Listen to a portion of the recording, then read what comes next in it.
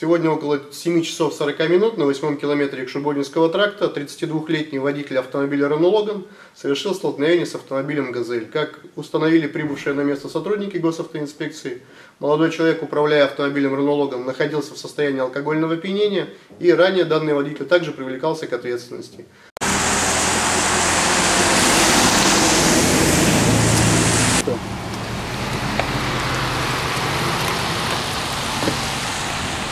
Мужчина, стойте, стойте. Ответственный по батальону капитан полиции Красноперов. Что произошло-то? Ехал, превысил скорость, меня занесло, начало кружить и в «Газель» летел. Накануне алкоголь употребляли? Да.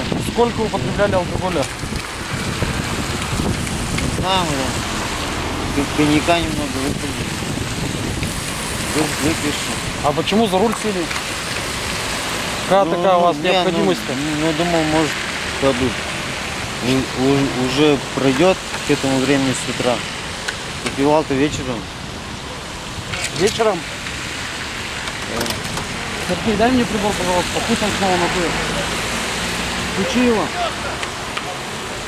Выпивали вечером коньяка. Сколько коньяка выпили? Вообще, куда вы ехали-то? На работу или куда вы поехали? Как его звать? Константин. Константин Иванович, куда поехали-то? Матери поехал. Матери? Мать где живет? Тимирязево. Вы откуда куда ехали? С Илычки до Тимирязева. Сколько выпили коньяка? Вчера мы бутылку выпили. О, ну не водки, это бутылку коньяка выпили. Вы один ехали? Ехал один, да. У вас есть дети, да? Детское автопедство в салоне находится. Ответственность знаете? Воздуху набрал. Что там у тебя? Дуем, дуем, дуем, дуем, дуем. 5. Если опять. Выдох прерывается. До конца не про это. Нормально же первый раз был. Че? Дуем, дуем, дуем, дуем, дуем, дуем, дуем, дуем, дуем, дуем, дуем. Все. Идет анализ.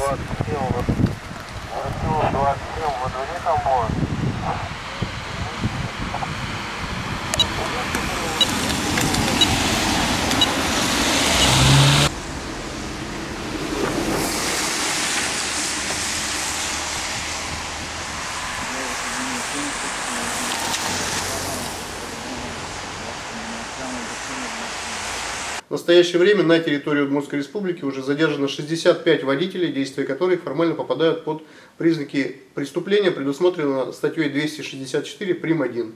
Поэтому необходимо разъяснить, что сроки привлечения к ответственности учитываются с положениями статьи 4.6 Административного кодекса, и лицо считается привлеченным к административной ответственности со дня вступления в законную силу постановления и до истечения 1 года с момента исполнения постановления. То есть все лица, которые повторно задерживаются в течение срока лишения специального права управления и по прошествии 1 года после окончания срока лишения, их действия как раз и попадают под признаки данного уголовного деяния.